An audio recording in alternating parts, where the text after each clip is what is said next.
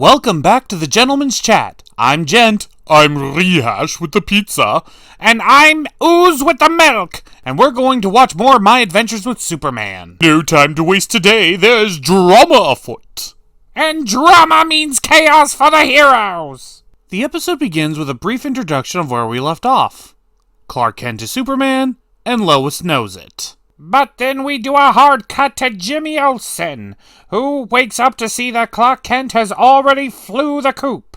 And to make matters worse for him, he discovers that his YouTube channel, which he uploads all of his things on Superman and supernatural events on, has a troll commenter.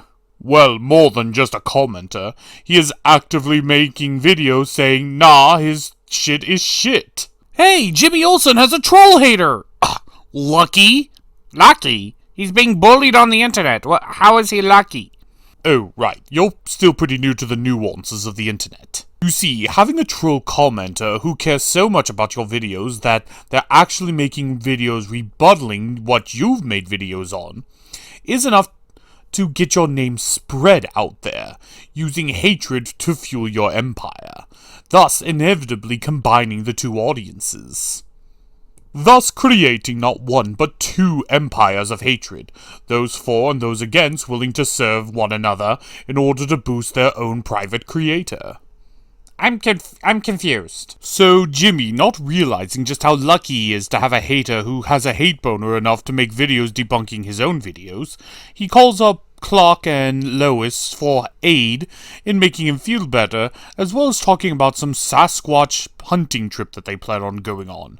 But both of them are so far up their own asses on Superman nonsense that neither of them take into account that Jimmy's Olsen's plans as well as his problems. So he's forced to go into work all by himself. But the universe decided to make Jimmy's bad day even worse by having this sports jockey recruit him for an assignment because he needs a photographer. So now Jimmy's hanging out with this asshat. But we later cut to a bunch of one-off supervillains who have some of that tech that Superman and Lois have been hunting this whole time. But one of them, clearly more important than the others, is forced to stay behind because their tech isn't working as they're about to perform a job. But lucky for them, they did stay back because they got jumped. Their entire squad got jumped by an unknown assailant. Of course, I think we all can tell it's Pretty Boy, but the show needs to catch up to what the audience already knows, and the bulky creature in front of us runs off to avoid being captured. Okay, since it's clear that they're gonna follow this one, gonna look up to see which villain it is, and... Heatwave? Heatwave? Like Mick Rory Heatwave? This guy? This guy right here. That is who this woman is. This guy who's famous for saying this. Analysis, why did we become criminals? Because we hate working and we love money. Whatever you roofied it with, I'd like some. I did not roofie him. Oh, I ain't judging. Standing between us. Shh. I'm trying to listen to this guy. He gives a hell of a speech. And there I was, thinking we could go a whole week without kidnapping anyone. I think you'll find it would have been better to simply kill me. I agree. And that's really some of the more tame stuff. Trust me, I could have pulled a video of him cooking hot dogs in front of a Muslim. So, he's probably not the best sort that you really want in your progressive Superman story, even if you did gender bend him. Well, we cut back to the Daily Planet where Lois is obsessed with trying to expose Clark as Superman. She just needs irrefutable evidence. And we also see Clark is really bad at hiding his secret identity. It really does make you wonder how he's able to keep a secret identity for this long. But that's not important. What's important is that he wants Lois to help him with a story. Or more specifically, help him hunt down the massive powerhouse weaponry that has been invading Metropolis recently, because he knows it has something connected to Superman. Lois tries to goad him into trying to confess to her, but he still holds his tongue, even though she knows full damn well he is Superman. We later cut back to Jimmy and Jock. As Jimmy is trying to get any kind of answer from Lois or Clark, the Jock is all about trying to express how much these two are alike. Jimmy, of course, tries to deny it, but the Jock actually shows some pretty coincidental situational similarities between the two. Ah, you see, I know this. This is a classic supervillain tactic. You see, the Jock offers circumstantial and situational similarities that exist between the two of them, making some kind of weird connection. We see Darth Maul do this in the final season of the Clone Wars with Ahsoka, to similar success as he is with Jimmy. It's a great tactic used to try to corrupt a uncorruptible hero, but it very rarely works. Hey, where did you get the bucket of chicken? Sharesies. Never! We later cut back to Lois and Clark as Superman is doing Superman things, and Lois is trying to chase him down, trying to get any leverage on getting him to reveal that he is Clark. And eventually gets to the point where he saves her butt, and they go to an area where she demands that he gives her an actual straight interview. And she's not leaving without an interview because she handcuffs herself to him. You know, I find that incredibly adorable, as if he can't just snap it like a freaking twig. But they'll have to wait, as coincidentally they're brought right where supervillains are. Even with Lois slowing him down, Superman defeats them easily. But when he touches their tech, he immediately gets flashbacks and sees a strange face of a man. And he can't quite figure out where these visions are coming from. Lois is concerned, but then we get Heatwave, who's trying to burn him to a crisp, but her tech malfunctions. Realizing she's caught between a Superman and a wall, she immediately folds, saying, "Don't kill me." We later cut back to Jimmy Olsen and the Jock, as the Jock is still trying to convince him that he is the third wheel, the lone wolf, and the sacrificial lamb in their three-way relationship. But Jimmy continues to fight these allegations because they're best friends. Right. Look, I come from a fandom where it's all about the magic of friendship, but even that is stretching things, but whatever. Gaslighting aside, we also learn that the reason why this guy wanted Jimmy to out there in the middle of the sticks is to help him make a video. The Nah video. That's right, the Jock is the one making videos hating on Jimmy Olsen. Ugh, you really want to know what the worst part about this twist is? Other than the fact that we saw it a mile away. It also feels forced as all hell. Yeah, for whatever reason, this episode is really trying to force that Jock and Jimmy are the same guy. Well, we cut back to Superman, where we get an interrogation of Heatwave by Lois. Heatwave says that her friends have been being kidnapped by an unknown force, and because of how powerful that force is, they just assumed it was Superman. But before they could get any more information out of her weaponry just happens to start to work again, she uses it, and then she flies away. Superman, realizing the threat and that there's another player in the mix, decides to take Lois out of there. Unbeknownst to him, he's being watched. Well, Lois and Clark manage to go to the Daily Planet, where he drops her off. Lois asks, "How can I help?" and he says, "Stay here, do nothing, stay safe." Lois doesn't like this answer, but then Superman breaks the chains and flies off, whether Lois likes it or not. But we go back to Heatwave, who is currently on the run from the strange nemesis. Pretty boy. I refuse to call him that. As the nemesis keeps chasing after Heatwave, Heatwave does everything she can to attack, which in turn causes a massive explosion, which alerts Superman to where she is.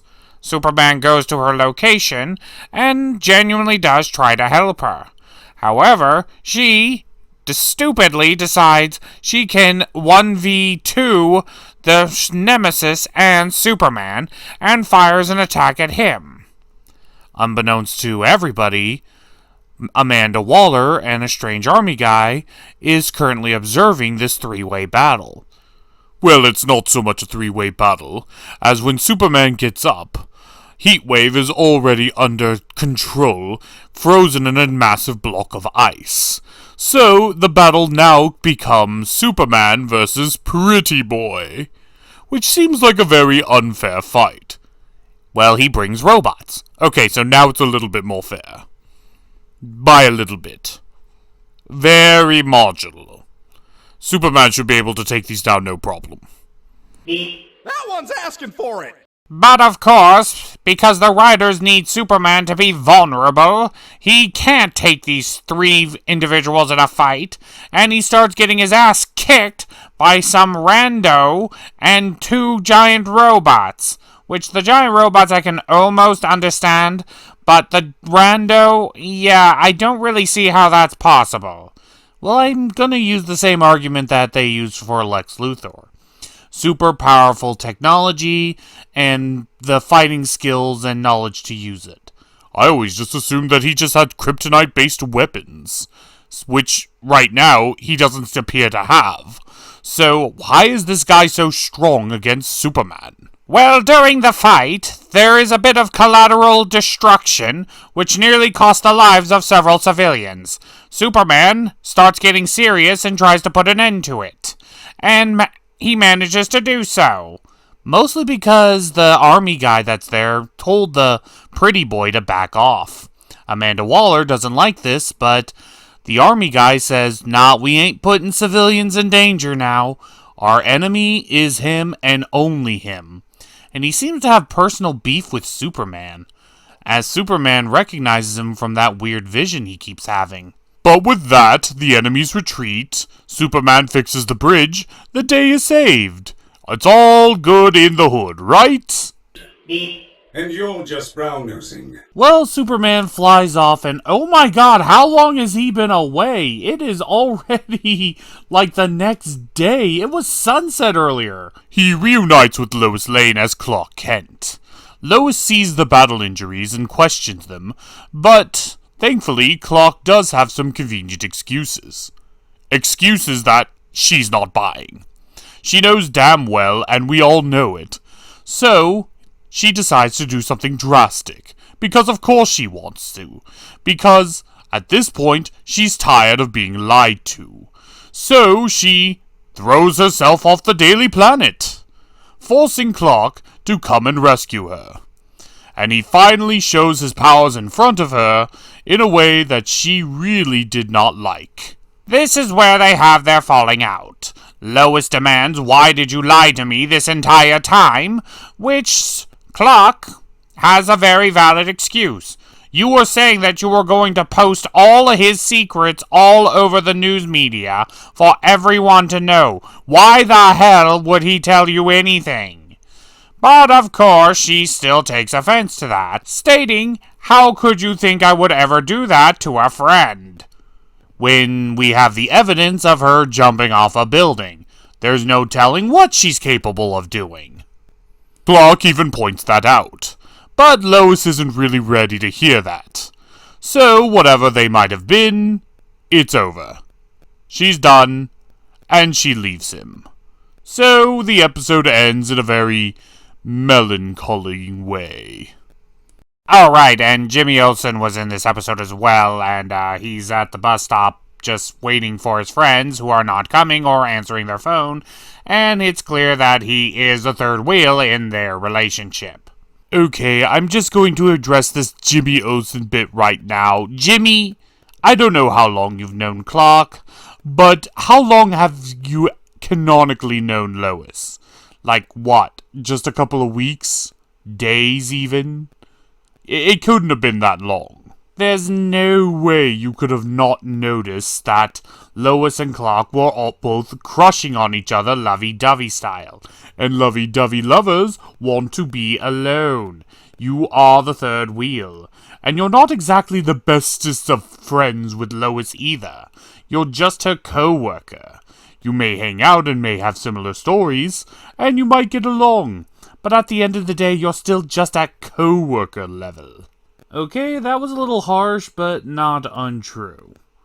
But let's talk about the real meat of this one. Lois and Clark and the Superman secret reveal. Yeah, I kinda saw this type of crash out a mile away. If anything, it's all too familiar to me. This happens every single time there's a superhero story of why'd you keep your secret identity hidden? But in this case, I think that Superman is still very much in the right, even if Lois' feelings are valid. But what feels like the side note of the show is the fact that Amanda Waller, the Nemesis, Pretty boy, I'm not calling him that, this anti-Superman group seems to have the power and the means to be able to take him down, even without his famous weakness of kryptonite. Although it appears that the military man has the abysmal weakness of having humanity. Well, we know any incarnation of Amanda Waller is going right straight to the boiler room of hell, but that also means that this military man might actually be somewhat honorable. And it also appears to be leading up to the inevitable crash out between one man who's doing the right thing for the right reasons versus the woman who does the wrong thing for the wrong reasons. But only time will tell. Until next time, I'm Rehash. I'm Gent. And I'm Devin Ooze. And we will see you next chat.